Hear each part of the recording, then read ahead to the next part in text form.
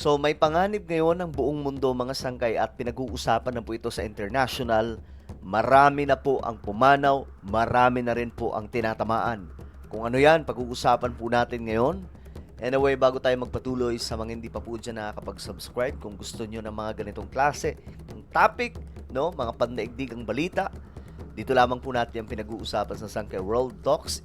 Makikita nyo po yung subscribe button sa baba ng video na to. I-click nyo lamang po yung subscribe, i-click ang bell, at i-click nyo po yung all. Sa mga nanonood po sa Facebook, i-follow nyo po yung ating Facebook page. So ngayon kasi, mga sangkay, ito po yung balita.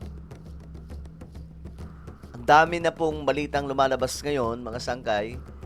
WHO Director General Tedros, sabi dito, nag-warning daw po tungkol po dito sa Ebola at Hanta. At ito ngayon daw po kasi ay kumakalat.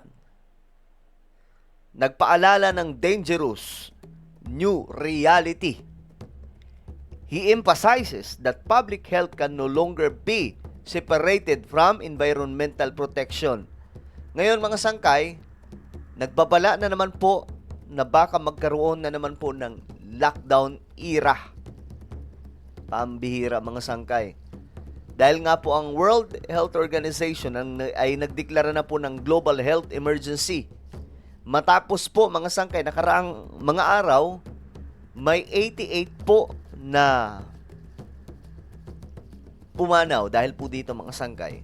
At may 300 daw po na sinasabing kaso ng mga tinatamaan nito. At that time mga sangkay, pero ngayon kasi lumulobo ito. At ayon po dito, wala pa pong gamot dito mga sangkay, no? At hanggang ngayon, mukhang nag-aano pa rin sila, naghahagila pa rin po sila ng posibleng magiging gamot nito na akma mismo mga sangkay kasi patuloy po na lumulobo eh.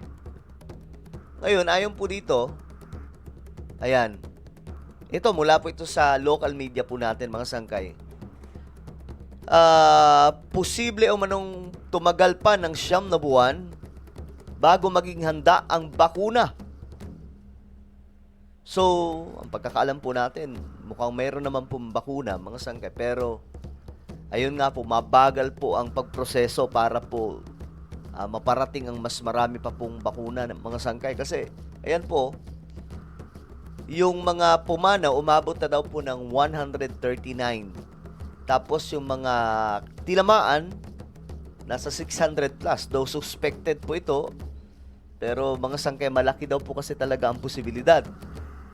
At matindi po ito ngayon mga sangkay, na mga balita ang lumalabas, ayon po dito sa report, ito pong outbreak may be spreading faster than first. WHO doctor warns. So, nagpaalala daw po mga sangkay yung doktor ng WHO. Ayan po, pambihira. Mas magiging mabilis daw po ang pagkalat nito. Grabe. World Health Organization says that the Ebola outbreak in Central Africa is spreading faster and more widely than previously thought. 131 people have died. Grabe. And more than 500 are infected, mostly in the Democratic Republic of Congo. So, doon po ito sa Africa. Ang mahirap pa po dito, mga sangkay, may mga galing po doon na, I think, sila, nag-tour. Pagbalik ng kanilang bansa, mayroon na pong kasama na po sila sa bilang ng mga tinamaan. Kaya nga po, nag-aalala po ngayon yung marami, mga sangkay, na baka humantong na naman po tayo sa lockdown era. As we all know naman mga sangkay kung gaano po kahirap, no, ang time ng lockdown mga sangkay. So WHO declares global health emergency dahil po dito. Tapos dalawa pa po ito mga sangkay, no? Naalala nyo yung Hanta, nagkaroon po ng outbreak kasi doon po sa isang luxury cruise ship, no, mayroon pong tinamaan. So lahat ng mga sakay po doon inoobserbahan kasi may mga pumanaw mga sangkay halos sabay-sabay. Ngayon, ang mahirap pa po doon, may mga iba daw po na nakalusot. at nakabalik sa kanilang mga bansa. Kaya nag-aalala ngayon yung maraming mga doktor, mga medical professional kasi hindi daw po napigilan mga sangkay yung mga sakay na bumalik ng kanilang mga bansa. Yung iba kasi yung iba naman mga sangkay nasa observation. Pero yung iba nakaalis mga sangkay ng kumbaga umuwi sa kanilang mga lugar nang wala na pong observation, hindi naman lang na quarantine mga sangkay or natingnan kasi baka makapanghawa mga sangkay.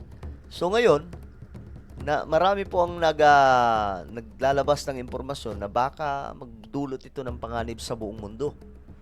At ito nga po mga sangkay, pambihira, ang dami na po palang tinatamaan nito.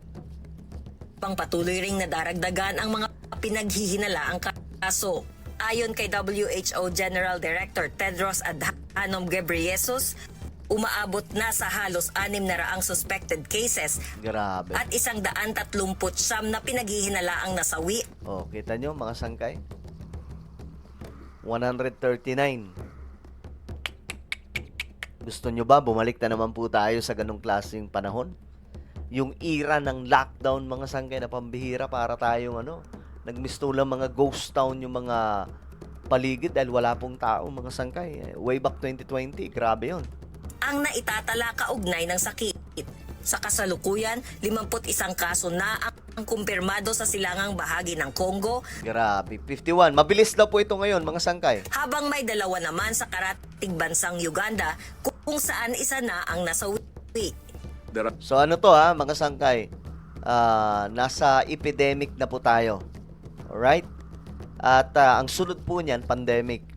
Kapag kumalat po yan. There are several factors that warrant serious concern about the potential for further spread and further deaths. We expect those numbers to keep increasing, given the amount of time the virus was circulating before the outbreak was detected. Grabe. Yan po, mga sangkay, oh. Yan po yung sitwasyon ngayon doon. So, sana, hindi po ito lumala. Kasi kapag lumala ito, mga sangkay, alam nyo na po kung saan tututungo. Papunta po ito sa pandemic. Tapos, dalawa pa. Yan ang mahirap, mga sangkay, kasi dalawa, eh. May hanta, tapos ito din. Itong Ebola. Ang bihira nung nangyayari sa ating mundo mga sangkay, no? May digmaan, tapos ito na naman, may mga may natural disasters, tapos ito. Ang bihira. Well, ano po ang inyong opinion? Comment down below. Huwag niyo pong kalimutan na i-subscribe yung ating YouTube channel. God bless everyone.